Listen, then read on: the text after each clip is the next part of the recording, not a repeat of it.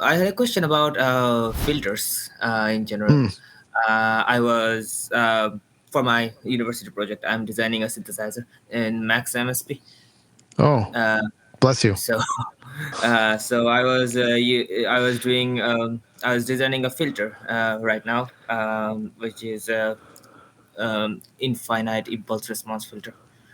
Okay. So I just wanted to know how delay relates to the filter process. Oh boy. Uh, well, uh, it comes in the phase relationship between a resistor and a compressor, or a capacitor, I'm sorry, in the Mhm. resistor-capacitor circuit, because you have essentially a voltage divider.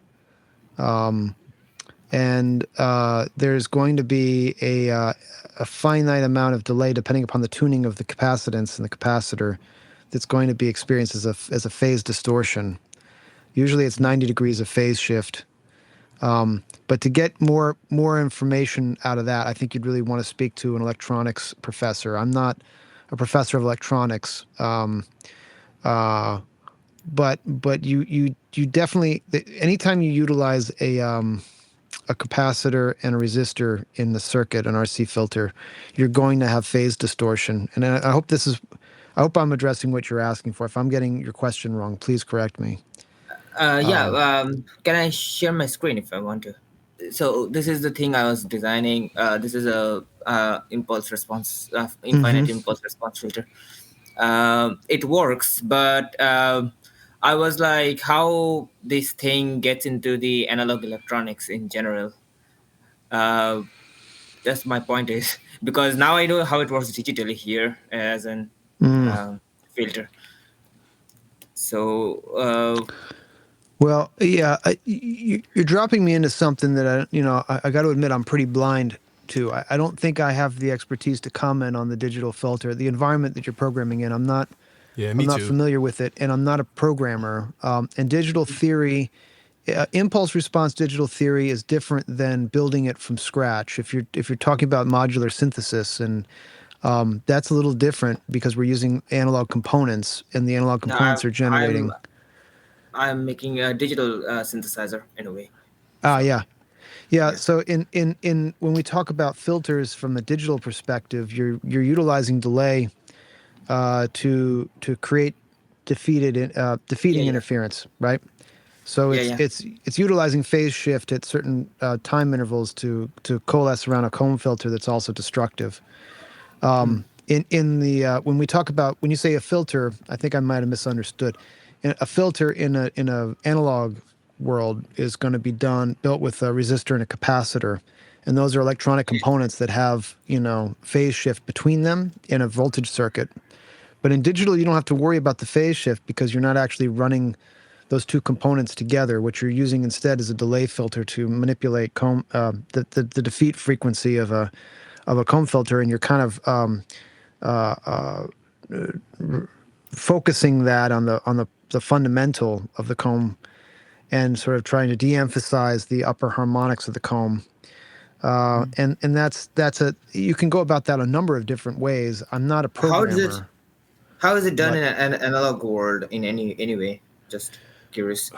so I can try to take a stab at it in a basic explanation, though you need to understand and study the way resistors and capacitors behave, I and the different types of know capacitors.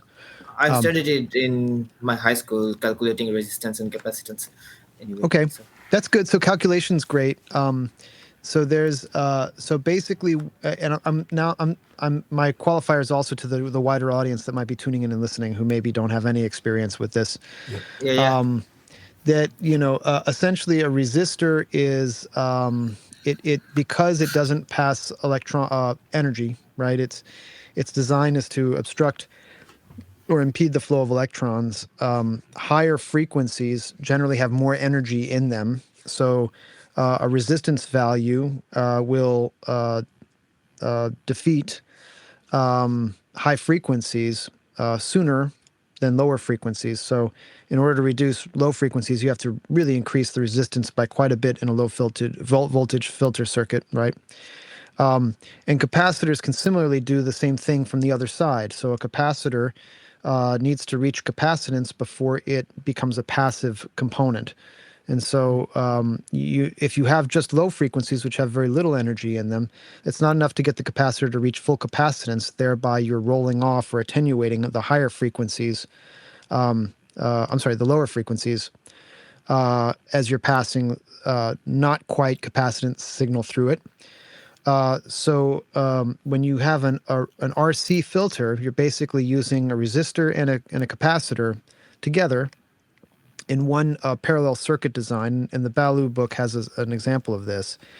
And essentially, what it's creating is a voltage divider. So the way you tune the resistor and the way you tune the capacitor creates a path of preference for the audio. So if you tune the capacitor's value down low enough that it's easier to flow through the resistor, then that's where the voltage will go.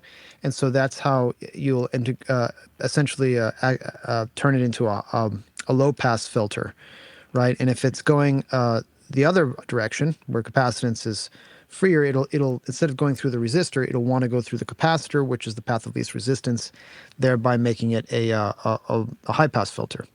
So, but because we're using both of these filters in parallel, you have a certain amount of recycle. There's a certain amount of uh, Okay. feedback, right? That's going to happen in the parallel circuit, which creates time delays of very small amounts of time delays, which manifest as phase distortions. And that's generated at the component level. And RC filters are very simple. I mean, there's two components, but of course, Yeah. I think they're integrated into. the cutoff frequency is 1/2 pi RC or something. Yeah, but and As you per can that. increase the rate of reduction by multiplying the number of RC filters you have in your circuit. So that's where we get like one pole, two pole, three pole filters that increase the amount of dB per octave of roll off. But there's the thing about this is like that's to understand it in basic concept, but it's a little bit like understanding DNA without understanding the animal that the DNA lives in. Like there's other things in addition to the RC filter that go into making a filter, like input transformers, output transformers. You have amplifier circuits, buffer amps. There's a lot of other things that are electrical components that help that job to be done that ultimately give a filter its sound. So Mhm. it's a little bit reductive to just talk about them as RC filters, as resistor capacitor, but that's a good place to start to understand how they work. I do teach my students a little bit about this. My students definitely learn a little bit about how these work, but I don't know. I think if you're interested in building filters, it's good to spend some time with it. To use them, I don't know. There's a limit to how useful it is when you're actually trying to put them to use. Except to understand that in the digital world, we don't have capacitors or resistors. So there's other ways of Yeah. achieving those goals, right? And that Yeah. can Yeah. reduce noise by quite a bit because we're not counting on In voltage VCAs and stuff to amplify the signals and whatnot.